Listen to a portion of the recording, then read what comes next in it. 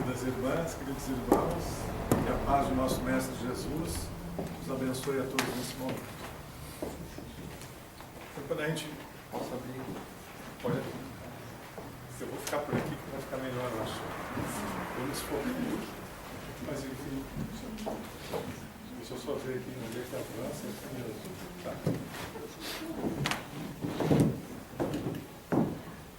Então, quando a gente pensa, né, na conquista do ser essencial, a gente está pensando nesses valores espirituais, né?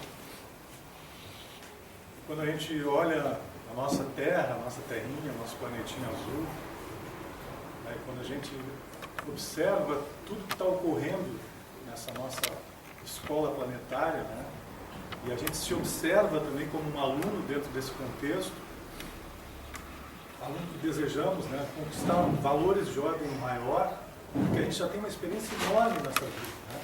A gente já veio aqui nessa Terra muitas vezes, já passamos por aqui, retornamos, né? E a gente talvez não tenha ainda alcançado o que gostaríamos em termos de evolução. A gente tem meio que, né, passado, né, aquela coisa da roda de Sansara, né, que a gente vai e volta, mas fica mais ou menos na mesma posição em termos evolutivos. Mas há um anseio interno de todos nós de alcançarmos alguma coisa a mais. Esse apelo transcendental que nos convida, quantos mestres já nos convidaram, né? Especialmente o mestre Galileu. Há mais de 2000 anos ele tem nos convidado, tem encaminhado trabalhadores, né, para que relembrem, para que coloquem novamente em nossas mentes essa sementinha de luz, de amor, ou faça despertar essa sementinha, para que a gente se decida finalmente a caminharmos, né? Fazemos essa caminhada, essa jornada, que é a jornada que vai nos conduzir à transcendência, à conquista do ser essencial, ao despertar desse ser essencial.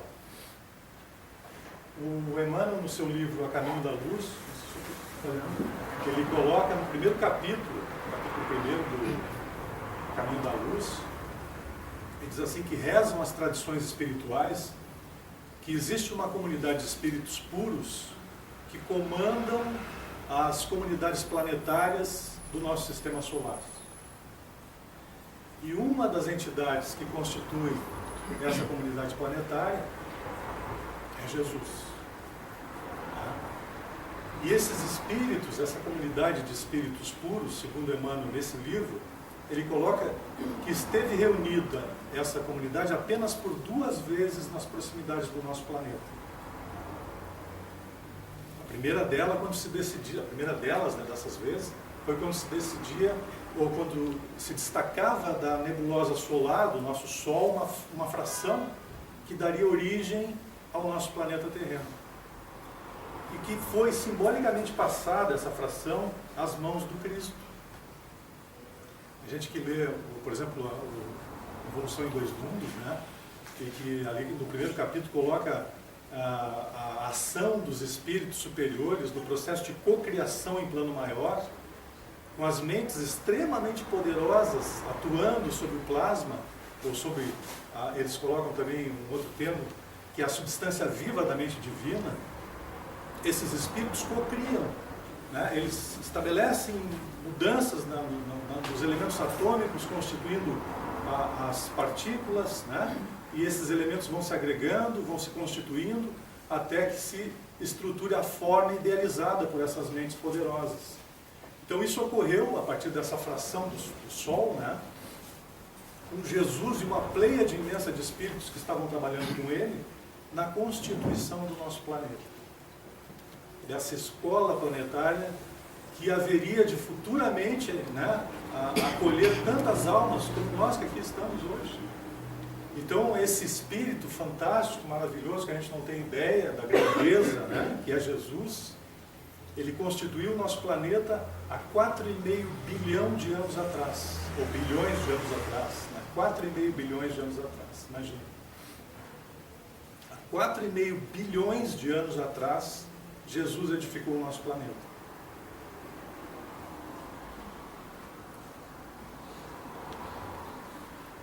É algo fantástico. Quem é esse espírito, né?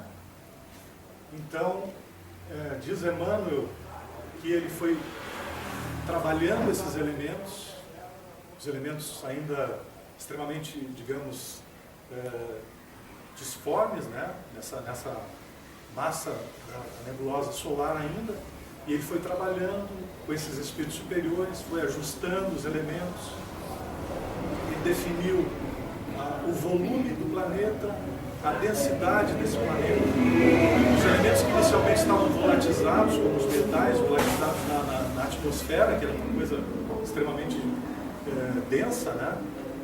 À medida em que o planeta vai seguindo a sua trajetória em torno do Sol, ele vai se resfriando, esses elementos vão se resfriando e vão se precipitando, constituindo a crosta planetária. Então todo o processo vai se dando de tal forma, com a coordenação de Jesus, né, que vai sendo esculpido, por assim dizer, o nosso planeta. Mais à frente, nos capítulos seguintes, ele coloca que no momento em que o Sol já beijava o seio tépido dos oceanos, a face do planeta, né, Jesus se reúne nas alturas com esses espíritos superiores e dali a algum momento, depois de um certo espaço de tempo, esses espíritos descem novamente, trazendo uma massa gelatinosa, que era o protoplasma, que vai envolver todo o nosso planeta. E com esse plasma inicial, esse protoplasma, estavam ali inseridas as sementes dos primeiros homens. Vejam só que coisa linda, né? As sementes dos primeiros homens. Mas não eram os homens que estavam ali. Era o princípio inteligente na forma mais rudimentar possível, que era a mônada. E a partir dali, com o trabalho desses espíritos superiores, sob a coordenação de Jesus, vão sendo definidas as diferentes espécies que constituiriam a vida em nosso planeta. Dá para imaginar que espírito é esse? Que coisa fantástica, né? Então, esse espírito, ele constituiu o nosso planeta. Então, a primeira vez que se reuniu essa comunidade de espíritos puros foi para que se iniciasse a construção do próprio planeta, né? E a segunda vez em que se reuniu essa comunidade de espíritos puros foi para decidir a vinda do próprio Cristo junto de nós. Então a humanidade já havia, né, esse princípio inteligente, já havia trilhado um imenso rosário de processo evolutivo, milênios e milênios, né, sucessão de tempo fantástico, as formas foram se estruturando, foram inauguradas as faixas iniciais da razão, na condição de ser humano, já estruturado aqui, né, com algum nível de processo evolutivo, de conhecimento, de desenvolvimento intelectual, moral, e era possível nesse momento em que as criaturas começassem a assimilar as primeiras letras do código divino, que é o Evangelho, que é esse código moral. Então Jesus vem ele próprio à Terra para nos trazer o Evangelho. E vejam que interessante, a lição fantástica e primeira que Jesus nos trouxe. Ele veio e nasceu na Galileia, que os judeus tinham como uma região menor. Nada de bom vem da Galileia, diziam os judeus, imagina. E mais que isso, ele não veio só na Galileia. Onde é que ele nasceu? Nasceu numa estrebaria, né? Então essa lição inicial que ele nos trouxe, a lição da humildade, nos trouxe isso, ele vivenciando essa humildade. E a gente fica imaginando esse espírito da grandiosidade do Cristo, que já não reencarnava, imaginem há quanto tempo, né? Quantos milhares de milhões de anos pela sua evolução, ele teve que novamente se sujeitar a um processo de condensação de energia e se limitar a um corpo físico outra vez, para nos trazer essa lição maravilhosa, essa lição grandiosa. E aí a gente tem, quando ele vem, e a gente fica imaginando Jesus reunindo aquela população ali da Galileia, né, junto ao Tiberíades, e falando aquelas pessoas. Então, Emmanuel coloca, o crepúsculo descia num deslumbramento de ouro e brisas cariciosas. Ao longo de toda a encosta, acotovelava-se a turba imensa. Muitas centenas de criaturas se aglomeravam ali, a fim de ouvirem a palavra do Senhor dentro da paisagem que se aureolava aos brilhos singulares de todo o horizonte pinceladas de luz. Do alto do monte soprava um vento leve em deliciosas vagas de perfume. As brisas da Galileia se haviam impregnado da virtude poderosa e indestrutível daquelas palavras, e, obedecendo a uma determinação superior, iam espalhar-se entre todos os aflitos da terra. Outro aspecto muito interessante também da vinda de Jesus: ele não vem falar aos doutos, aqueles catedráticos, aquelas pessoas que tinham imenso conhecimento, aos doutores da lei da época, né? Por que será que ele não fez isso? E ele escolheu os humildes, os simples, os estropiados, né? Aquelas criaturas que estavam numa situação menor. Por que será que aconteceu isso? Porque é uma questão de ego, né? Quando a pessoa está num patamar mais elevado em termos de capacidade, de percepção, de inteligência, mas essa capacidade ela ainda está muito limitada à questão física, material, a pessoa apresenta uma característica que os jovens definem muito bem. Ele se acha, né? Não é isso? Ele se acha. Aí, então a pessoa fica inflada, fica com o ego inflado, e aí é uma condição menor.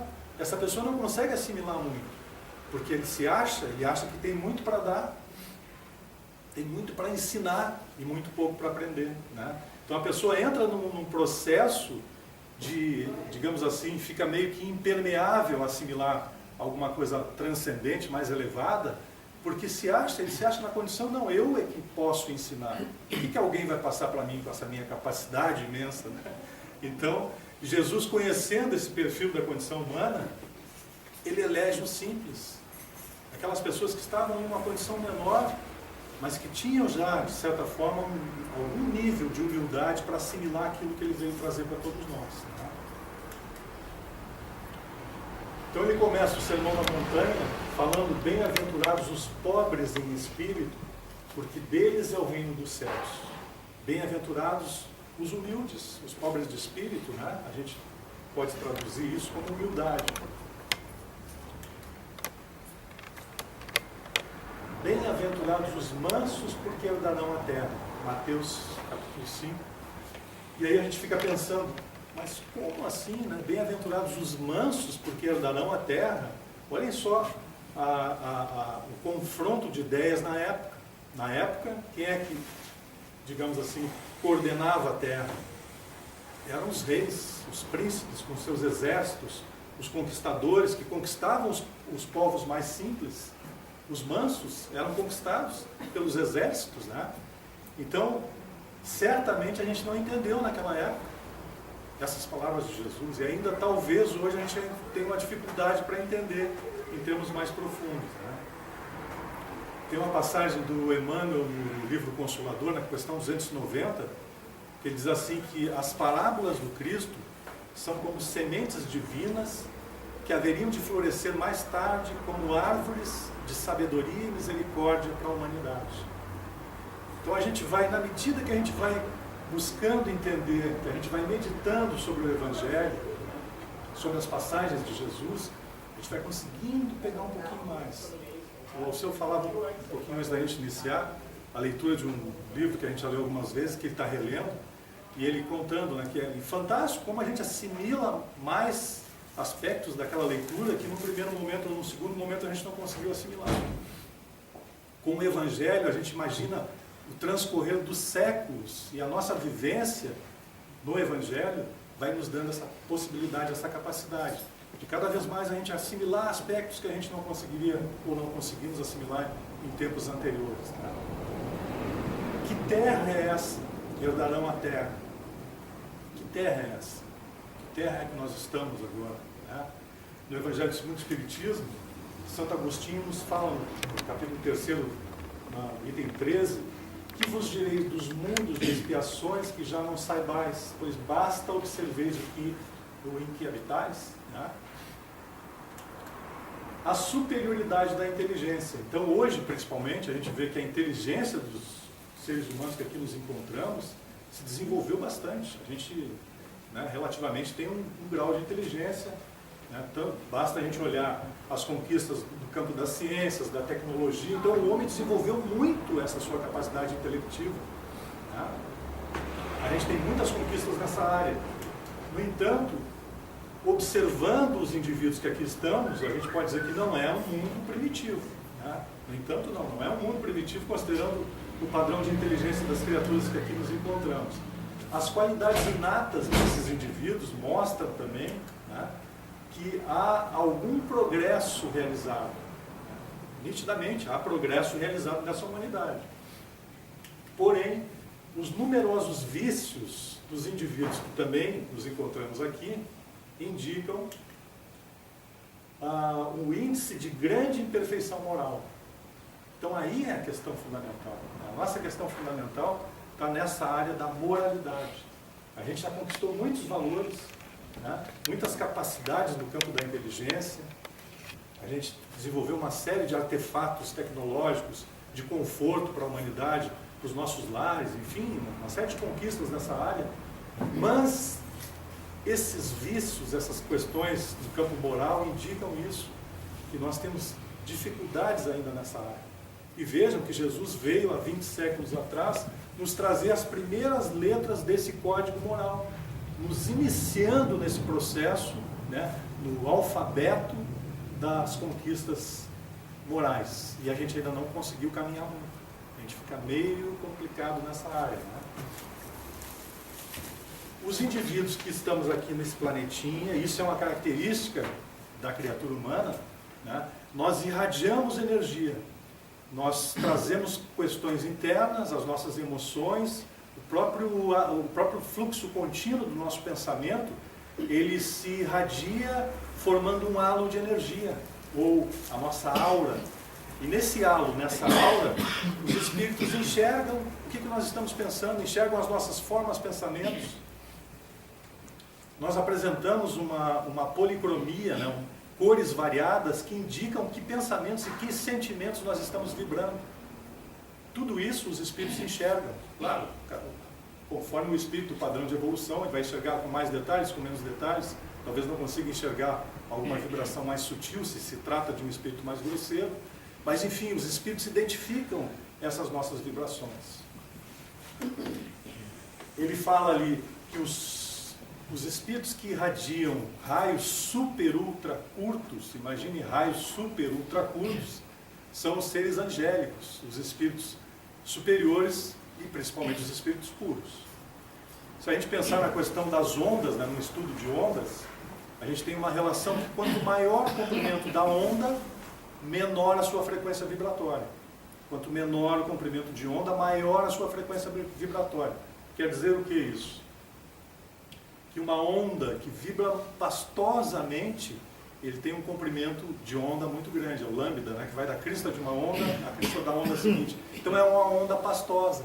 Quando a gente emite um pensamento com uma onda longa, é um pensamento negativo, é um pensamento, né, que está ali impregnado uma emoção grosseira, um sentimento grosseiro.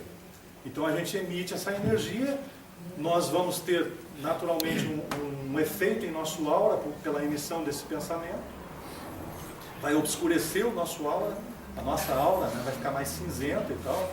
Enfim, conforme a vibração que nós emitimos, vai haver um registro em nossa aura com cores diversas, né?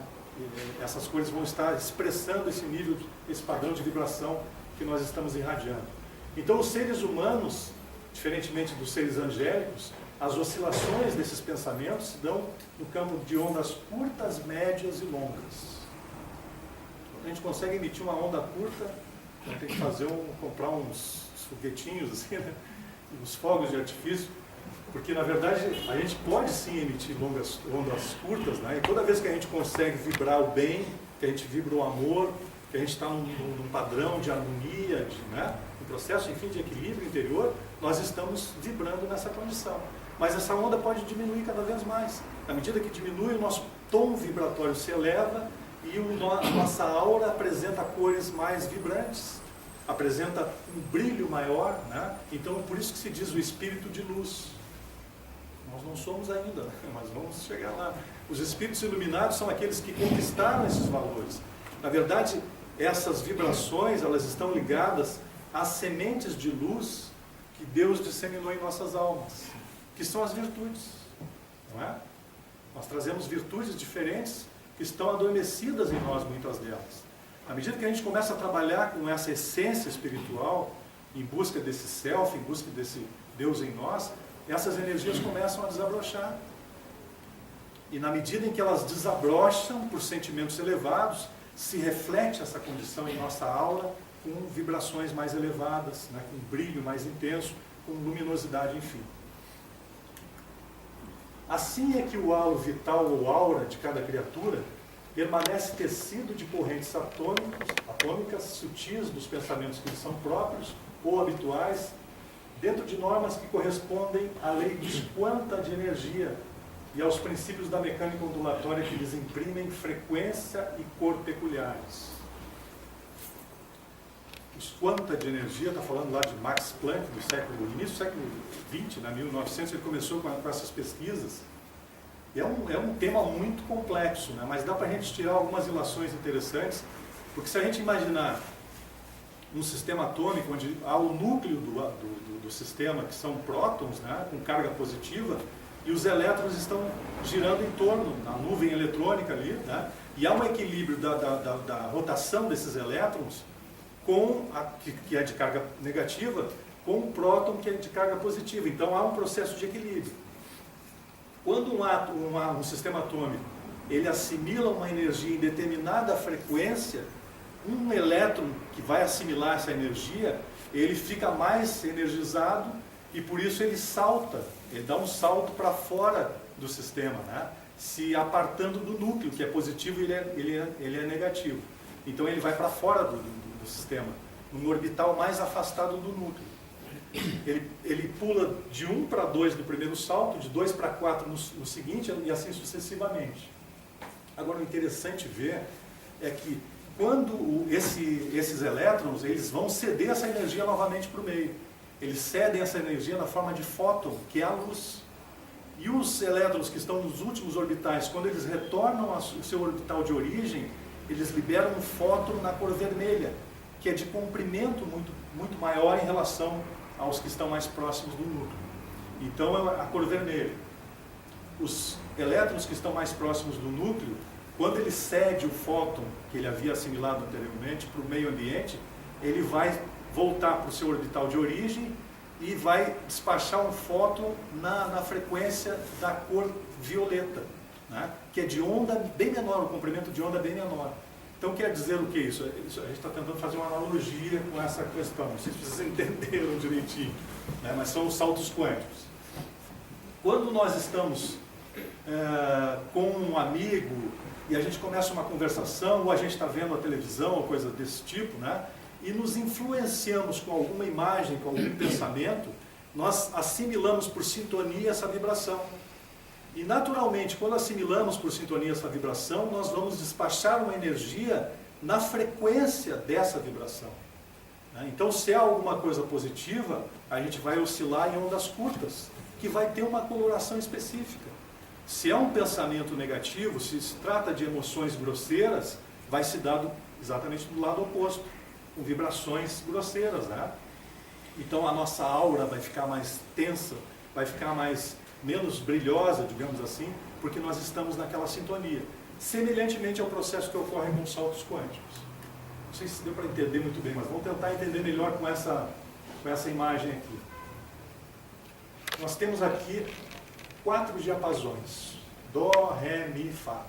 Diapasão, alguns devem conhecer. É uma forquilhinha metálica, sem considerar os digitais de hoje, né? Que tu toca essa forquilhinha numa estrutura sólida como a madeira e ela começa a vibrar. E vai vibrar numa frequência, numa tonalidade, né? Por exemplo, do Dó, do Ré, do Mi, do Fá. A gente afina no instrumento musical a partir desses diapasões. Então tu imagina que nós teríamos ali os 4 em repouso sobre uma mesa, a gente fez uns furinhos e colocou ali os diapasões. E aí nós pegamos um 5º diapasão, fazemos ele vibrar, ele começa a vibrar numa certa frequência, né? Minha velhinha chegando. Ele começa a vibrar numa certa frequência, e aí o que vai acontecer? O que vocês acham que pode ocorrer quando a gente faz essa experiência? Nós temos os 4 diapasões em repouso, a gente fez um 5º diapasão vibrar, ele está afinado na nota Mi, e nós temos esses 4 aqui paradinhos. O que provavelmente vai acontecer quando a gente passar o diapasão Mi vibrando junto desses que estão em repouso? O que provavelmente vai ocorrer? O Mi vai vibrar também. O outro Mi vai vibrar. O pessoal está afinado, viu? Então é exatamente isso, né? O outro Mi vai vibrar também. E por que só o Mi vibrou, Mi com o Mi vibrou? Né? Ou apenas o diapasão Mi vibrou? Por que será que isso acontece? Né? Pela sintonia, exatamente. Porque há elementos que constituem os 2 diapasões que são exatamente iguais. O afastamento das hastes, o comprimento das hastes, toda a estrutura de cada um deles é exatamente igual. Então, quando um vibra, o outro estava quietinho ali, ele começa a vibrar também, porque houve um processo de repercussão vibratória. Houve a transmissão da energia daquele que estava vibrando para o outro que estava paradinho, porque há elementos, né, de afinidade entre ambos. A gente pode imaginar a partir daí uma série de coisas, né? Uma série de conclusões a gente pode, a partir daí. Quando nós estamos quietinhos, a gente está ali tranquilinho, né? Sereno, daqui a pouco aquele tumulto, aquela confusão. Claro que não vai nos atingir porque a gente não tem esses elementos internos, né? A gente está bem tranquilinho. Não é bem assim, né? Na verdade, a gente tem sim esses elementos internos, né? Então, quando há um processo dessa ordem, repercute em nós. Abre alguns elementos em nós e aquilo aflora em nossa alma e nossa mente, né? E a gente começa a vibrar naquele padrão vibratório. Então, se nós formos, né, a gente chama sempre de uma espécie de folhinha seca ao sabor dos ventos, a gente vai indo. Conforme as vibrações do meio, a gente vai repercutindo também. Porque a gente está, né, tá desprotegido, digamos assim, nós estamos nos permitindo essa condição. Então, conforme as vibrações do meio, a gente está vibrando também, como uma folhinha que é levada ao sabor dos ventos, né? Daí a gente perceber a importância, como cristãos, como espíritas que estamos buscando, né, essa condição, da gente estar com aquela lição de Jesus muito viva em nossa mente, né? O orai e vigiai. Porque esse processo, esse movimento da alma que busca a oração é um processo que faz com que nós elevemos o nosso tom vibratório, né? Então a gente ora e eleva o tom vibratório. Agora vigia para manter o tom vibratório nessa condição. Aí se vem a onda menor, a onda longa, né, vem para nós, ela não vai encontrar ressonância, porque a sintonia não existe. Agora, se a gente vai quedando o nosso padrão vibratório, nós estamos suscetíveis novamente à influenciação dos processos grosseiros, né? Então é um convite de Jesus que nos deixou há tanto tempo atrás, para que a gente busque sempre esse processo. Então, a ressonância vibratória. Uma coisa maravilhosa também nesse processo todo é o contágio do bem. Se existe o contágio dos aspectos negativos, se a gente está sujeito, né, às influenciações negativas, naturalmente existe o contrário. O contágio do bem. Então nós estamos sujeitos ao contágio do bem e nós podemos também sermos nós, né, aquele que leva esse contágio do bem às pessoas que estão à nossa volta. Então a ação do bem genuíno com a quebra voluntária de nossos sentimentos inferiores produz vigorosos fatores de transformação sobre aqueles que nos observam. Nós temos uma nuvem de testemunha à nossa volta, nos diz Paulo de Tarso. Nunca a gente está sozinho. Tá? Sempre nós temos testemunhas à nossa volta. E se a gente se deixa levar por os processos à nossa volta, né, as questões que nos cercam, as questões menores, as coisas se complicam. Alguém não tem obsessor aqui? Eu gostaria que levantasse a mão. Todos temos de alguma maneira. Tá? E o obsessor, na verdade, ele é a vítima do passado. É aquele a quem nós ferimos muito no passado. Né? E hoje ele se apresenta na condição de cobrador. Condição daquele que nos persegue, digamos assim. E quando a gente começa a conhecer um pouquinho de doutrina espírita, a gente quer ir no centro espírita para se livrar do imposto. Né? Essa é a ideia, não, eu vou lá porque eu quero me livrar dessa criatura. Mas a proposta da doutrina espírita não é essa. Não é essa a proposta, nos livrarmos desse espírito. A proposta da doutrina espírita é que a gente consiga a reconciliação com esse irmão nosso, com essa irmã nossa, a quem nós machucamos muito no passado, né? Então, somente nesses laços de amor, de fraternidade, é que a gente vai conseguir resolver o problema. Senão o problema vai nos acompanhar. Se não for nessa reencarnação, vai seguir na outra, né? Enquanto nós não resolvermos a questão, que é estreitarmos laços de fraternidade, nós estaremos com essa problemática em nossas vidas. Então, não é buscar destacar essa criatura, né? Muitas vezes a gente via, inclusive, nas próprias sessões de desobsessão, havia um entendimento um pouco controvertido, em que a ideia era tirar aquela criatura, que ele se afastasse, fosse para onde fosse, né? Deixasse em paz lá o outro. Mas quem é o algoz? Né? Quem é a vítima? Quem é o algoz? A gente não sabe. Hoje a gente está naquela condição, né? Ai meu Deus, estou sofrendo esse processo todo, mas o que eu fiz para que aquela criatura se apresente naquela condição? Então só com um amor verdadeiro, só com essa transformação. E aí entra uma questão fantástica, que é muito lindo isso. Na medida em que nós vamos nos transformando verdadeiramente, nós vamos demovendo aquele sentimento de vingança daquele que nos persegue. Mas isso é um processo que precisa se consolidar no dia a dia, que precisa da nossa perseverança, né, da nossa confiança, da nossa certeza de que só esse processo, só esse movimento da nossa alma vai transformar essa realidade. Então aquela criatura fica nos observando, né, jogando energias negativas sobre nós, a gente sempre buscando o caminho do equilíbrio, perdoando, buscando, né, não como santinhos, porque não somos ainda, mas fazendo esse esforço interior para nos transformarmos, para nos melhorarmos, até que em algum momento essa ação do bem genuíno quebre, né, essa tendência negativa do outro em relação a nós, porque vai perceber que não somos mais aquela criatura do passado, somos outra pessoa agora. Agora nós aprendemos a amar, nós aprendemos a perdoar, aprendemos a confiar nas pessoas, né? Então, naturalmente, o processo vai se transformar. É que em nos reparando, transfigurados para o melhor, os nossos adversários igualmente se desarmam para o mal. Se desarmar para o mal. Houve um plebiscito, um tempo atrás, né, que propunha o desarmamento da população brasileira. E não foi aprovado. Porque, na verdade, esse desarmamento, ele precisa iniciar a nossa alma, o nosso espírito. A gente precisa se desarmar espiritualmente, né? Enquanto a gente não se desarmar espiritualmente, materialmente a gente não vai conquistar isso de forma alguma. Então a gente está caminhando, na verdade a gente está lentamente caminhando para horizontes mais largos, para uma vida melhor. A gente sabe que estamos em plena transição planetária, né? Espíritos muito elevados estão reencarnando na Terra, uma proposta de transformação desse nosso planeta, dessa nossa escola planetária, para que saiamos da condição de provas e expiações para esse degrau de regeneração. Agora, isso não vai acontecer por decreto, né?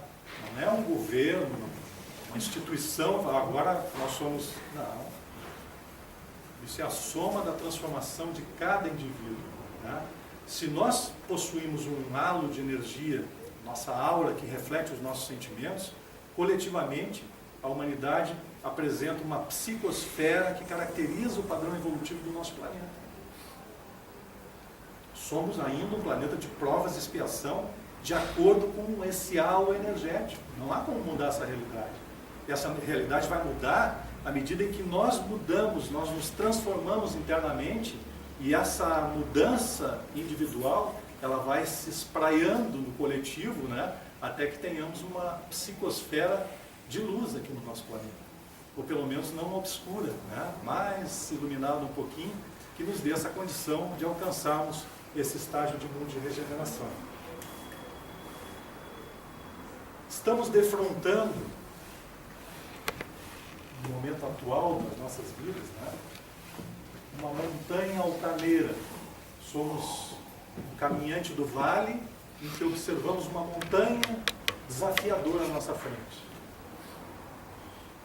Essa montanha tem alguns simbolismos. A gente pode chamar a montanha da sombra, da nossa sombra psicológica, mas ao mesmo tempo também pode ser o nosso self, né? Como sombra, nós guardamos muitas coisas internas, a gente sabe, né? Porque esses elementos internos, eles não se ajustavam à autoimagem que nós idealizamos para sermos aceitos pelos outros. E até mesmo a forma como os outros idealizaram aquela criatura mais ajustada à sociedade, né? E a gente se deixou influenciar por esse processo, e tudo aquilo que destoava dessa realidade, a gente foi colocando para baixo do tapete. Afinal de contas, não se ajusta à realidade. Então, se isso não se ajusta, eu escondo. No livro Caminho da Autotransformação, a Eva Pierrakos coloca que se nós tivermos um sentimento negativo, a gente coloca um falso bom sentimento no lugar para sermos aceitos pelos outros como uma estratégia de sobrevivência. Uma estratégia, desde criança a gente foi desenvolvendo isso, né? Então, se a gente tinha raiva, por exemplo, e o nosso educador, nosso pai, nossa mãe, nos reprimia pela expressão da raiva que é natural na criança, né? A gente foi desenvolvendo uma estratégia para conviver com aquela situação, colocando, ao surgir um sentimento real, mas negativo, colocando um falso bom sentimento. E o que a gente foi estruturando com isso? Uma característica da sociedade do passado, hoje não é tanto, mas ainda, naturalmente a gente possui isso, a gente foi estruturando a chamada hipocrisia, as máscaras, né? Então a gente colocava essas máscaras que criatura boazinha, que ser maravilhoso, só tem virtudes, né? Aí o Divaldo diz, leva para casa, fica uma semaninha com ele, vai descobrir quem é. Então, na verdade, essas máscaras, essa hipocrisia que a gente foi construindo, foi exatamente nesse sentido, porque a gente queria ser, né, amado, a gente queria ser aceito pelas outras pessoas, e por isso fomos construindo uma autoimagem idealizada, que, no entanto, nos afastava de nossa realidade espiritual. Essa montanha altaneira, que a gente agora, presentemente, nos encontramos defrontando, né, simbolicamente, pode ser a nossa sombra. E o Jung dizia, na sua psicologia, que sem ultrapassarmos a sombra, nós não vamos atingir o self. Então é um desafio para nós. A gente tem que olhar para dentro de nós, olhar para o espelho de nossa alma, de nossa mente, com coragem, porque precisa muita coragem, né? E identificarmos as nossas questões. Ali tem o egoísmo, ali a vaidade, a prepotência, né? Porque é interessante, se a gente não identifica em nós essas questões, nós projetamos nos outros. É um mecanismo natural. Então, toda vez que a gente esconde essa realidade, que nós deixamos lá no fundo, lá embaixo do tapete, essa realidade, a gente se incomoda imensamente com aquele que tem a mesma característica. Vejam a sabedoria das leis divinas. Não temos estrutura psicológica para reconhecer as nossas defecções, as nossas dificuldades. Tudo bem, faz parte do processo. Então tu vai reconhecer no outro. Porque há um espelho interno, né? E a gente acaba refletindo a nossa imagem na outra pessoa. Aquela prepotência, aquele orgulho que nos incomoda imensamente, que nos tira do sério. Então, toda vez que nos tira do sério, que a gente se incomoda sobremaneira, é porque há um processo de ressonância vibratória, como a gente viu aqui naquela experiência. Não tem como ser de outra forma. Até que a gente consiga perceber essa realidade e a gente comece a fazer o nosso trabalho, que não é consertar o outro, é consertar a nós mesmos. Não é consertar o mundo externo, é o mundo interno. Só assim a gente vai conquistando todos os elementos que nos propusemos conquistar nessa existência, né? Que é o processo de evolução natural. Tá? Então encontramos-nos presentemente num vale neblinoso, defrontando montanha altaneira. Ante o evidente contraste da horizontalidade do vale e da verticalidade da montanha, sentimos um ímpeto de iniciarmos a subida. Só que essa jornada, para a gente iniciar essa jornada de espiritualidade, né, a gente precisa de um elemento fundamental, como a gente viu até aqui. Qual é esse elemento? Qual é a virtude básica para a gente iniciar esse trabalho? A humildade. Né? Não é por acaso que é a primeira citada nas bem-aventuranças. Né? A gente viu, Jesus inclusive veio para aquelas pessoas que eram mais humildes, os pobres, os simples. Né? Porque se a gente se envolver num processo de prepotência, de orgulho, que eu sei tudo, que eu não preciso de nada, etc, etc, é isso que a gente vai ficar naquela condição mesmo, não vamos sair daquilo. Né? Então, para a gente iniciar esse processo, nós precisamos de humildade, nós precisamos reconhecer que nós estamos ainda nos primeiros passinhos, estamos lá no beabá do processo de espiritualização, e que tem um universo à nossa frente, e que existem espíritos superiores, em número sem conta, né, que estão aguardando a nossa decisão de caminharmos, sim, nessa direção do crescimento espiritual. Então aí a gente vai reunir os elementos necessários, as condições necessárias para subirmos essa montanha, como um alpinista realiza, né, que precisa de ferramentas apropriadas.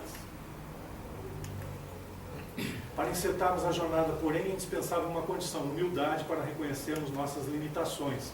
Veja que interessante também, reconhecermos as nossas limitações. A gente precisa reconhecer as nossas limitações, não para ficarmos limitados, né? Mas reconhecendo as nossas limitações, a gente vai trabalhar para ampliar essa condição interna. Né? Em seguida, tornam-se também indispensáveis a fé, a confiança e a perseverança. A perseverança é uma qualidade maravilhosa, né? Jesus colocou no seu Evangelho que aquele que perseverar até o fim será salvo. Ou seja, alcançará esse nível de espiritualidade, vai se emancipar das suas questões primitivas, internas e tal. Né? Então, a perseverança. Bem-aventurados os pobres em espírito. Religarem. Isso aqui também está no livro do Consolador, do Emmanuel. Lá os trabalhadores de Pedro Leopoldo, que era o Centro Espírita Luiz Gonzaga, né? Então foi proposto por um amigo espiritual aos trabalhadores encarnados que eles elaborassem perguntas para a entidade de Emmanuel, que Emmanuel estaria respondendo. Então a primeira pergunta que eles fizeram foi essa aqui, ó, apresentando o Espiritismo na sua feição de Consolador prometido pelo Cristo. 3 aspectos: científico, filosófico e religioso. Qual destes 3 aspectos é o maior? A pergunta foi feita à entidade de Emmanuel. O que o Emmanuel disse? O que vocês acham? Qual que é o maior? Religioso. Aspecto religioso e a ciência. Vamos ver. Podemos tomar o Espiritismo simbolizado desse modo como um triângulo de forças espirituais. A ciência e a filosofia vinculam à Terra essa figura simbólica. Os 2 ângulos, filosofia e ciência, estão vinculados à Terra. Porém, a religião é a angulação divina que a liga ao céu. Né? Esse triângulo, a religiosidade está no ângulo, né, maior, aqui que vai ligar a doutrina espírita à espiritualidade superior. Vejam que interessante isso, né? A gente observar o movimento espírita, às vezes a gente tem que repensar algumas coisas. No seu aspecto científico e filosófico, a doutrina será sempre um campo nobre de investigações humanas, como outros movimentos coletivos de natureza intelectual que visam o aperfeiçoamento da humanidade. No aspecto religioso, no entanto, repousa a sua grandeza divina por constituir a restauração do Evangelho de Jesus Cristo, estabelecendo a renovação definitiva do homem para a grandeza do seu imenso futuro espiritual. A gente observa, né, que toda essa conquista da ciência e da filosofia não trouxe a paz que a gente gostaria de ter. Não nos trouxe a harmonia que tanto a gente anseia. Né? Não nos trouxe esse conforto espiritual, esse equilíbrio que todos nós desejamos alcançar. Por que não trouxe? Porque são elementos aqui da Terra, né? São elementos nobres de pesquisa, etc., mas que vinculam a Terra. O único elemento que pode nos lançar nessa condição, nos alçar a conquista desses valores, é a espiritualidade. A religião cumpre exatamente essa função. Não a religião no seu aspecto simbólico, né? No seu aspecto de manifestação física, mas esse sentimento que nos liga a Deus, que Jesus nos trouxe no seu Evangelho. E que a gente deturpou imensamente, a gente foi colocando os nossos sentimentos grosseiros, as nossas paixões, a gente foi colocando no Evangelho, os nossos interesses menores. Haja vista a Idade Média, não falando mal de nenhuma religião, né, mas o catolicismo a gente sabe que, por exemplo, vendia indulgências, a gente comprava indulgências, comprava perdão, comprando em dinheiro, né? Ou comprava um terreninho no céu. Imagine comprar uma indulgência, não, tu paga que tu vai ser perdoado. É uma coisa completamente absurda, né? Que nós fomos colocando com as nossas paixões humanas, os nossos sentimentos menores. Não é essa religião que está sendo dita aqui, né? A religião no sentido da espiritualização do indivíduo. Quando a gente tem isso, por exemplo, numa casa espírita, ou seja onde for, nós observamos o sagrado daquele local, daquele ambiente. A gente tem uma postura diferente quando entra naquele local, porque a gente sabe que ali é um local de elevação espiritual. A nossa conversa modifica um pouquinho. No salão do passe, em todos os locais onde tem trabalhos, a gente sabe que ali é um local diferente, onde nós estamos sendo convidados a despertarmos esses valores espirituais que são os únicos que têm a possibilidade de nos conduzir a essa conquista da felicidade, da paz, do equilíbrio, como a gente falou, né? Então muda um pouquinho a nossa vida. Interessante essa história do Otávio, a queda de Otávio, está nos Mensageiros, capítulo 11, capítulo 7, capítulo 7, exatamente. Então é a história do Otávio, não sei quem lê os Mensageiros, né, tem mais ou menos esse conhecimento. Ele fala várias passagens de diversos espíritos que foram preparados no mundo espiritual para realizar um trabalho aqui na Terra no campo da mediunidade. E, no geral, eles falharam, né? Esses trabalhadores falharam e relatam as suas histórias para o André Luiz, para que ele passe para nós, né? E a gente tenha um conhecimento desse processo. Então, a queda de Otávio, ele foi recolhido em nosso lar, ele conta a história para o André Luiz, né? Ele foi recolhido em nosso lar, porque passou um período no umbral, etc., né? Não cumpriu os seus processos lá na última reencarnação, foi recolhido então na colônia de nosso lar e ficou assim muito comprometido em termos morais com 6 entidades de nosso lar que auxiliaram ele imensamente, né, o Otávio. Então aquelas criaturas para ele eram, né, irmãos assim muito queridos ao coração pelo tanto que o auxiliaram. Ele então, depois de 30 anos consecutivos de trabalho, numa proposta de retornar ao planeta terreno, na condição de médium, ele volta à Terra. Um corpo sadio, né, sem nenhum problema de doença, etc. E também trouxe como proposta não casar na Terra. Né? Não que o casamento interfira no processo da mediunidade, o André Luiz destaca bem isso, né, não tem nada a ver isso, mas dentro da sua realidade, do seu contexto evolutivo, era necessária essa experiência, que ele viesse, não estabelecendo uma união conjugal, né, nenhum tipo de relacionamento, enfim, e se dedicasse integralmente ao processo da mediunidade.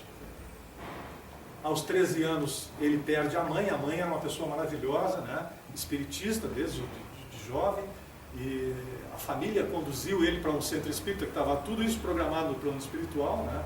O pai era materialista, mas era um homem muito bom de coração. Então tudo estava transcorrendo naturalmente. Ele perdeu a mãe aos 13 anos e aos 15 o pai casou novamente com uma viúva, uma senhora viúva que já vinha com 3 filhos. E esses 3 filhos já eram a entidade, eram os 6 que viriam, né? Então já tinha 3 aí que estavam vindo na condição de enteados ali, filhos da madrasta dele, né? Então, ele começa a sentir os apelos do passado, especialmente no campo da sexualidade, né? E começa a perceber os processos da mediunidade como sendo alucinações, não obstante todo o amparo que ele está recebendo da espiritualidade, dos amigos espirituais, né? A mãe que havia desencarnado também está auxiliando ele espiritualmente, mas ele não consegue, ele se deixa levar novamente pelo passado e vai procurar um médico, isso com 18, 19 anos, e o médico orienta ele para que ele tenha experiências sexuais. E aí ele se complica todo, porque a proposta era não se casar, inclusive, em função das suas necessidades de evolução. Nós não estamos entrando na questão da sexualidade, o sexo é uma coisa sublime, né? Mas no caso dele, como ele havia se complicado muito nessa área, era interessante para ele, a proposta era essa, que ele não casasse, não tivesse relacionamento sexual. Mas ele acaba se complicando e acabou engravidando uma jovem. Ele diz em seguida que essa jovem era um espírito muito inferior a ele, né? E como resultado disso ele é obrigado a casar. O pai está aquele processo todo antigo, né? Obriga ao casamento, ele se casa e nasce uma entidade mais grosseira ainda. O processo vai transcorrendo, ele negligencia todo o chamamento do plano espiritual, né? Ele não escuta esse chamamento e ele acaba falecendo com um pouco mais de 40 anos, com sífilis e ruído pelo alvo. Né? E aí ele diz, e continuou a tragédia que inventei para o meu próprio tormento. Vejam que interessante, todos nós que reencarnamos, invariavelmente a gente traz uma proposta evolutiva, não é um destino, é uma proposta de evolução. Né? Há todo um contexto que foi observado, que foi trabalhado, né? Há um roteiro, enfim, em que nós estamos sendo convidados a realizar esse trabalho. Muitas vezes nós estamos conscientes e nos dispomos e participamos desse projeto, né? Na estruturação desse projeto. Os casos mais graves a gente não participou, enfim, mas no geral, em média, a gente participa disso e a gente negligencia, muitas vezes, voltando ao nosso passado anterior, às nossas vibrações mais grosseiras. E aí chegamos nesse caso do Otávio, que ele coloca muito bem isso, e continua a tragédia que inventei para o meu próprio tormento. Porque, na verdade, nós somos escolhedores, a gente já trabalhou isso muitas vezes aqui, a gente trabalha muito isso na União, nós somos escolhedores. Só que a gente tem a liberdade para escolher, mas quando a gente escolhe, nós entramos no campo da lei de ação e reação. E as coisas vão, né, seguir a sua trajetória natural. Se a gente escolheu de forma equivocada, vamos escolher esses equívocos. No capítulo 11, é interessante, Bellarmino, o doutrinador, ele também tem todo o processo de se envolver com pesquisas científicas. Não que isso seja negativo, é maravilhoso, nós não estamos falando aqui que isso é ruim, não. A ciência, a filosofia, a gente deve trabalhar, sim, é uma proposta, inclusive, de evolução, mas nesse caso do Bellarmino, ele tinha no grupo dele, grupo mediúnico, tinha alguns cientistas que estavam no grupo mais para pesquisar. Estavam ali convidados pelo Bellarmino, porque ele tinha essa coisa, né, muito forte, não, eu sou o cara, eu sou inteligente e tal, eu que sei tudo, etc. Então ele convidou algumas pessoas da área das ciências para participarem desse grupo mediúnico, e ele começou a explorar os médiums para que trouxessem informações do plano espiritual, corroborando os conceitos da doutrina espírita. E a gente sabe disso, a literatura espírita é muito farta nesse sentido. A espiritualidade não se sujeita aos caprichos humanos, né? Então, naturalmente, os médiuns não conseguiam nenhuma informação que ele desejava, no sentido de confirmar aqueles conceitos da doutrina, e ele foi se desencantando, foi se apartando do processo. Os amigos os cientistas saíram também, até, digamos assim, brincando com ele, isso aí não funciona, né? Pelas coisas. E é interessante essa frase dele, que eu achei fantástica. O Evangelho, no entanto, é livro divino e enquanto permanecemos na cegueira da vaidade e da ignorância, não nos expõe seus tesouros sagrados. Então, toda vez que a gente busca essa área da espiritualidade, nos colocamos assim como alguém buscando manipular isso, a gente não vai conseguir entender nada. Porque a gente não tem ouvidos de ouvir, a gente não tem olhos de ver, como falava Jesus. Né? E esse ouvidos de ouvir, esse olhos de ver, é uma postura espiritual. E ela tem início, tem como base a humildade. Se a gente não buscar essa virtude, a gente não inicia essa subida, não tem como. É imprescindível, né, que busquemos essa condição. Fixe com demasiada atenção uma pedra da estrada e em breve o solo estará empedrado aos seus olhos. Depois disso, você necessitará de muita resistência para não sucumbir às asperezas da jornada. Veja o poder da nossa mente, né? Então, quando a gente fixa a nossa mente em determinado sentido, em determinado objetivo, em determinado caminho de viciação, por exemplo, vai ser muito difícil a gente sair dali, porque todo o caminho vai se apresentar com aquelas cores, com aquelas nuances, daquela energia que a gente está colocando. Então é orai e vigiai. Nós temos que estar muito alertas em nossa vida, né? Nós temos que ter muita consciência, estarmos lúcidos. O que nós estamos fazendo aqui, nesse planetinha azul? O que a gente está fazendo aqui? O que a gente veio fazer aqui? O que nós viemos conquistar aqui nessa existência? Isso tem que estar assim, extremamente lúcido em nossas mentes. A gente tem que ter uma firmeza muito grande para não nos deixarmos desviar desse caminho, para não sermos novamente aquela folhinha seca. E caminharmos com segurança. Não deixarmos que o outro nos desvie do caminho. Quantas vezes a gente age, nós agimos em função do que o outro pensa ou diz, né? Então, se alguém nos diz uma palavra mais grosseira, a gente sai, coloca todo o nosso repertório de grosseria. Nós estamos deixando que o outro nos conduza. Nós estamos dizendo, olha, tu comanda a minha vida, pode fazer... Então, nós temos que ter essa postura, essa estrutura de equilíbrio, de harmonia, para que nós sigamos com firmeza o nosso caminho, o nosso roteiro de evolução. Não permitindo que os outros nos desviem desse caminho. Não é no sentido de ficarmos impermeáveis, né, ao exemplo do outro, à palavra amiga da outra pessoa, não é nesse sentido. Mas nos desviando daquilo que a gente tem convicção, né, como sendo o caminho correto para a nossa existência. Então isso é muito importante para nós, né, porque quantas vezes o caminho ficou empedrado aos nossos olhos no passado e mesmo no presente. A gente pode utilizar essa mesma lei no sentido positivo. Né? Não vamos fixar a pedra para que o caminho se empedre. Nós vamos fixar o otimismo, vamos fixar a alegria, né? Vamos fixar as coisas boas. Porque a nossa mente tem esse poder de cocriação. Como herdeiros divinos de Deus, essas sementinhas de luz que a gente traz dentro de nós temos sim o poder co-criador. Então, se a gente pensa o bem, esse bem começa a se lastrear à nossa volta, ele começa a se estruturar à nossa volta. Se a gente pensa o otimismo, se nós pensamos a alegria, isso vai se estruturando em nós. E a gente viu a força do exemplo, né? Se nós estamos estruturados nessas energias positivas, a gente está passando por contágio positivo essas vibrações para as pessoas que estão à nossa volta. Esse é o mecanismo de transformação do nosso mundo interno e do mundo externo também. É o contágio do bem, o contágio do amor. Né? Aproxime-se do bem, procure-o com decisão e a bondade virá iluminar seu caminho. Somente aí você surgirá perfeitamente armado para vencer na guerra contra o mal. Começa a ser humilde, abolindo todo o desculpismo e conquistando o tempo necessário para a tua hora de humildade. E acabarás incorporando em ti mesmo os valores supremos do benfeitor maior, que na conceituação do Cristo será sempre aquele que se fizer o servidor de todos. Nós concluímos aqui então o exemplo de Jesus, né? A gente sempre, Jesus é o exemplo máximo, né? Então olhem que coisa fantástica isso. O grupinho vinha ali querendo saber quem é o maior, quem é o melhor.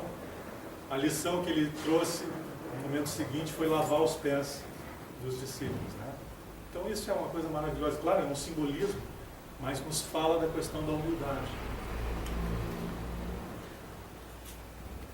Eu queria ler aqui para vocês, que é muito bonito, isso aqui também é do Emmanuel, do A Caminho da Luz.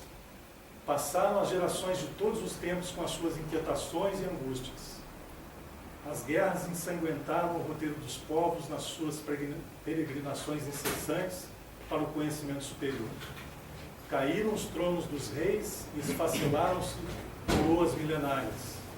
Os príncipes do mundo voltaram ao teatro de sua vaidade orgulhosa, no indumento humilde dos escravos. E em vão os ditadores conclamaram e conclamam ainda os povos da terra para o morticínio e para a destruição.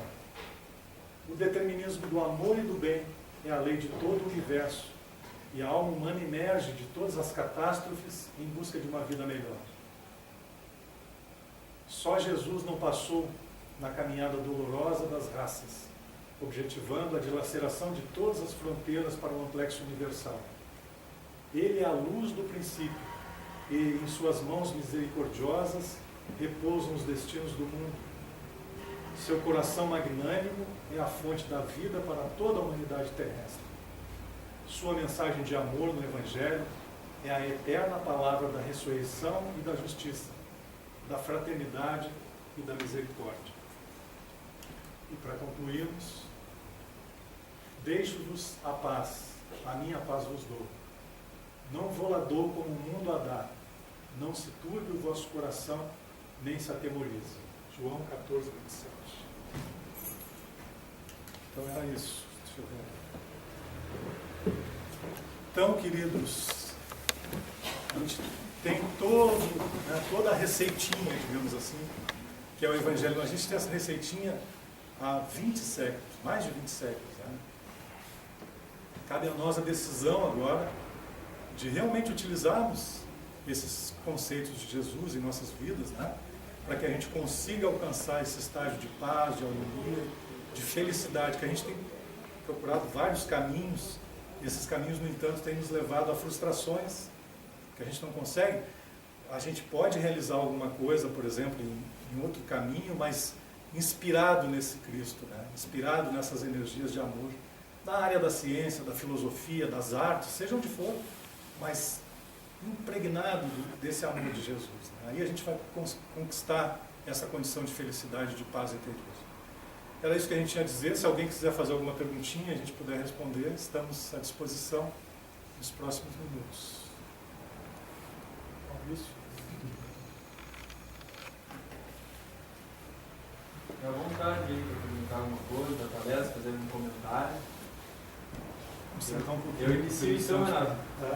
Me chama a atenção essa passagem, né, do Otávio, ali, né, que ele tinha toda uma programação, né, para vir e trabalhar espiritualmente, sua mediunidade, e aí foi para outro caminho. E aí vem engravidar uma moça, né, e aí é um espírito que vem a reencarnar. Né, e a gente sabe que tem todo um preparo, né, para essa reencarnação. Mas como é que tem que colocar, ele tem uma proposta, ele tinha uma proposta de encarnação. E é muito forte, né, esse vínculo, esse elo com o espírito que vai vir reencarnar, ele vai ser pai dessa criança. Então não estava programado, talvez, não era para nascer essa criança nessa vida dele, né? Mas tinha-se já olha, se não der certo daqui a pouco, acho que tu vai nessa vida mesmo, teu pai, então daqui a pouco vai te receber agora lá, vamos ver o que vai acontecer. Se puder comentar um pouquinho. Não, excelente a tua pergunta. É porque, na verdade, assim, né, existe uma programação, como a gente falou, e na medida que a gente vai se elevando em termos de espiritualidade, essa programação cada vez é mais detalhada, digamos. Né? Agora, os espíritos mais primitivos, essa programação ela não existe nesse nível. Né? Então, esse espírito que reencarnou, né, com ele como pai, ia reencarnar de qualquer maneira em outra família. Né? Então, é um contexto menor, digamos assim, em termos de evolução, em que as coisas ocorrem de uma forma menos elaborada, digamos, com menos projeto.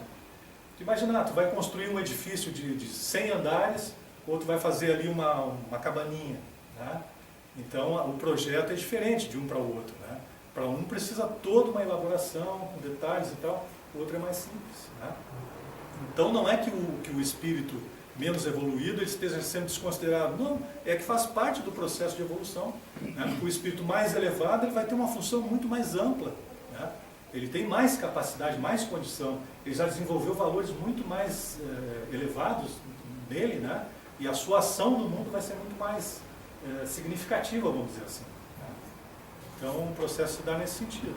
Não sei se deu para entender, mas... Sim, essa passagem me recordou também uma outra passagem, não vou me lembrar no livro, mas que também era uma mulher, que ela era prostituta e se relacionava com muitos homens, e naquela época a espiritualidade comenta, eu não sei se não é uma das obras do André Luiz, a espiritualidade comenta então que não, nós vamos aproveitar essa falta de vigilância da moça para trazermos um espírito que necessita reencarnar e ficar apenas alguns dias, precisa só do contato do útero daquela mãe para reconstituir seu perispírito e tal, um outro processo. Então a espiritualidade é tão maravilhosa que ela acaba aproveitando tudo que nós estamos oferecendo. Né? A mesma coisa ocorre. Um espírito muito elevado, ele tem condições de ficar mais tempo no plano espiritual, né? Por uma questão também de afinidade. O espírito menos elevado, ele tem necessidade maior de reencarnar de forma mais rápida, né? exceto aqueles que ficam nas regiões umbralinas muito densas, né? Então eles podem ficar mais tempo. Mas numa colônia espiritual mais elevada, por exemplo, esse espírito não tem condição de ficar. Ele é colocado novamente no processo da reencarnação por uma questão de sintonia. Né? O André Luiz fala no Otentote, né, do Evolução em Dois Mundos, que a questão da sintonia, né, do assunto que interessa àquela criatura. Então essa sintonia se dá também na questão dos planos vibratórios. Esse espírito não tem condições de ficar muito tempo lá no plano de vibração mais elevado. Né? Então todas essas coisas, elas são perfeitamente lógicas e justas, né, dentro dessa perfeição do universo, né, e da sabedoria infinita de Deus. Renato, agora me veio uma situação que eu quero ver se dá para seguir o pensamento do Maurício com o que tu está falando, se eu tenho alguma noção. Tu falaste de uma moça mais invigilante, que seria uma prostituta, né? Então ela engravida. Como nada é por acaso, e muitas vezes, então, poderíamos entender que no nosso mundo aqui, normalmente como essa pessoa às vezes não tem condições de ficar com essa criança, por falta de condições, essa criança vai à adoção. Talvez exatamente teria que vir numa pessoa menos invigilante para poder dar a luz, para depois esse espírito seguir o seu rumo numa adoção, né? Tudo está programado, tem uma programação. Né? O caso do Otávio também, ele estava na programação dele, os 6 filhos da madrasta dele, né? Ele deveria recebê-los como pai, até digamos, entre aspas, né? Porque ela acabou falecendo, eu coloquei isso, ela foi para um leprosário, inclusive, a madrasta, e os filhos ficaram à sorte, assim, ao destino, né? Então ele rompeu também com isso. E esses 6 filhos, né, seriam as 6 entidades que o receberam em nosso lar, que dariam, inclusive, sustentação ao trabalho que ele deveria desenvolver. Ele não agiu desta forma, acabou casando com essa outra moça por imposição, inclusive, porque engravidou, e recebeu um filho extremamente grosseiro. Né? Isso foi, digamos assim, um acidente, entre aspas, né? Porque não estava dentro da programação. Mas ele acabou construindo uma nova história pelas escolhas dele. Nós somos escolhedores, então a gente vai refazendo o processo, né? Quando nós acabamos decidindo por caminhos negativos, a gente vai construindo uma outra realidade. É importante a gente ver, nós estamos num universo de leis perfeitas. Ele se afastou, né, desses enteados. Ele poderia ter mantido um vínculo forte de autoajuda, de ajuda mútua e teria cumprido, mesmo tendo essa criança, quem sabe. Por isso que nós construímos o nosso destino, né, entre aspas, né? Então, mesmo que o espírito ele não siga aquele roteiro que foi estabelecido, se ele escolher coisas boas, ele pode construir uma história interessante também. Né? Só que no caso do Otávio aqui foi o contrário, ele acabou descendo a ladeira, né? Por escolhas completamente equivocadas. Então, e a própria história de Emmanuel, eu estou me lembrando assim de Emmanuel, tu começa a falar Emmanuel, que espírito, né? Porque ele viveu na época de Jesus, né? Quando ele encontra Jesus, que a filha dele está doente, e Jesus diz para ele que ele não iria curar a filha dele por ele, porque ele ainda era um espírito muito orgulhoso. Emmanuel é o senador romano. E sim por causa da sua esposa Lívia, que já era um espírito humilde, que merecia. Tu vê que loucura, né? Esse Emmanuel, que agora a gente vê essas coisas maravilhosas, viveu lá na época de Cristo e era um senador romano tão orgulhoso. Como trabalhou. Como a gente pode trabalhar um dia. E eles, não esquecendo que Emmanuel, na reencarnação seguinte, ele veio como escravo nestório. Né? Sim, ele sentia a humildade. Né? Então, o processo é esse, né? A evolução vai se dando assim, a gente vai experienciando uma situação, outra situação, no sentido do nosso crescimento espiritual. E quanto mais a gente aproveita essas experiências, mais a gente vai acelerando o nosso processo de crescimento, de evolução. E diminuindo a distância que nos afasta dessa felicidade, dessa paz espiritual. Né? Mas ele, embora fosse um senador romano, ele disse que quando viu os olhos de Jesus, ele ficou sem, né? Então ali eu acho que ele já sentiu alguma coisa e começou a transformação. Que nem Paulo de Tarso quando ficou cego. Então tem um momento de que tudo desperta. Com certeza. Todos nós temos esse momento. Todos temos, né? Renato, mais uma. Como sabermos então se estamos seguindo no caminho certo? Como sabermos se estamos fazendo aquilo que foi programado? Não é? E a gente se questiona muito isso na nossa vida, né? E aí a gente sabe que Deus colocou os elementos necessários para a gente perceber isso, né?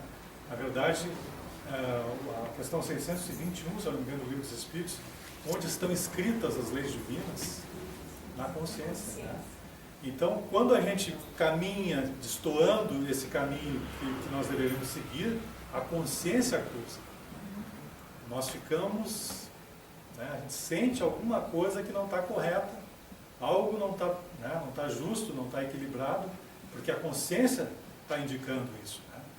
Então, a importância também da gente se desvincular um pouco da questão da materialidade, que tem uma sintonia com o nosso ego, a coisa da necessidade de viver, a necessidade de ter recursos financeiros para, enfim, para a nossa vida material, a gente buscar se desvincular um pouquinho disso, porque isso nos toma quase que integralmente, né?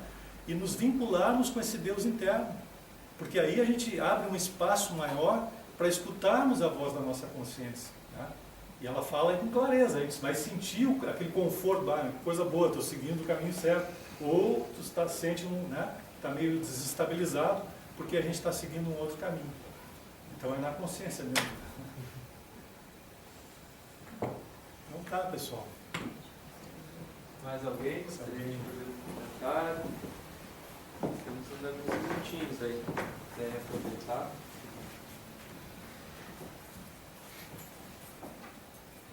Tá tudo tranquilo. O pessoal, quando a gente ouve o silêncio, né? Ouvir o silêncio é bom, é porque todo mundo assimilou perfeitamente, não tem dúvidas, isso é muito bom, né? Refletindo.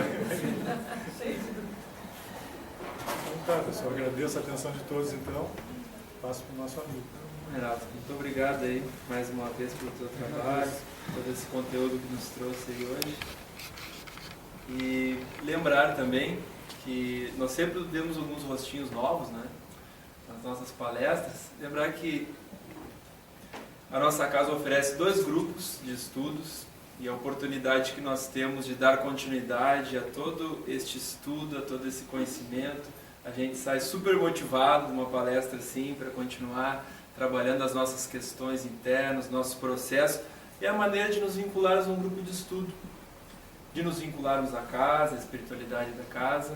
E nós temos sempre 2 grupos que permanecem abertos durante todo o ano, não é? E nós podemos pensar, mas já está acabando o ano, vou deixar para o ano que vem. Não é? A gente vai enrolando, vai deixando. Chega o ano que vem também não começa. Então, vamos nos adentrar agora já. Então, nós sempre mantemos esses grupos, que é nas sextas-feiras, às 8 horas, com o Vilmar, que é o CA, e no sábado, às 2h30, com o Daniel, que é o ESD1. Então, fica o convite para aqueles que quiserem conhecer o grupo, e também tem o Departamento da Família, Grupo dos Pais, não é? Das relações familiares. Qual é o horário mesmo? Sábado, das 4 às 5. Isso, evangelização, né? É para pais, avós, tios. Tá certo. Obrigado pela lembrança. Então tá, gente. Uma boa noite a todos. Vamos fazer agora a nossa prece de encerramento dos nossos trabalhos. Convido o Renato, por favor, a nossa prece.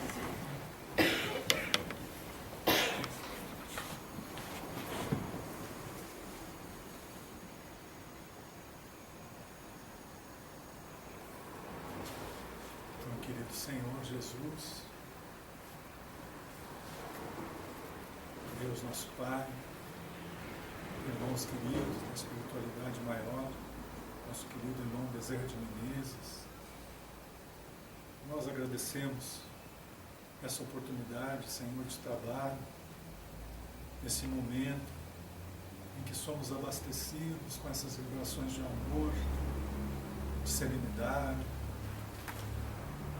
em que sentimos, Mestre Jesus, esse imenso carinho da Tua presença, como que renovando o convite para que caminhemos a Ti, Senhor. Busquemos esse fardo leve, busquemos o conforto da Tua presença,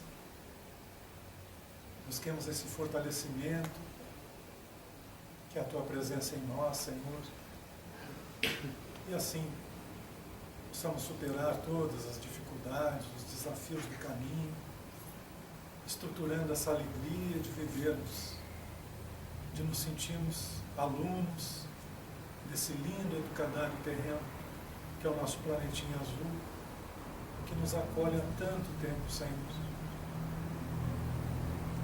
Finalmente possamos assimilar as tuas lições sublimes, nos coloquemos na vida como alunos que buscamos, Senhor, cumprir as lições, seguirmos esses ensinamentos com alegria, com amor, para estruturarmos em nosso coração, em nossa alma, esse reino de luz, esse reino de Deus, como falava, Senhor.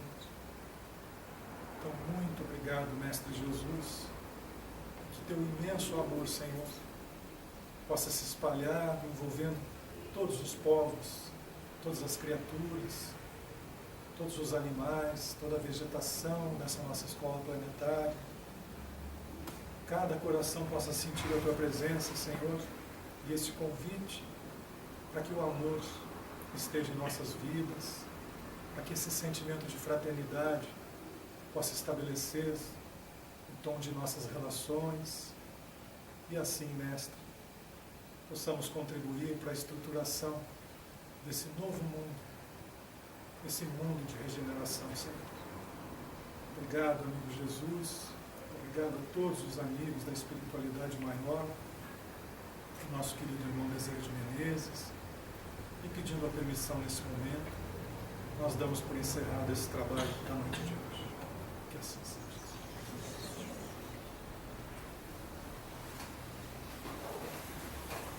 Uma boa noite a todos. Boa noite.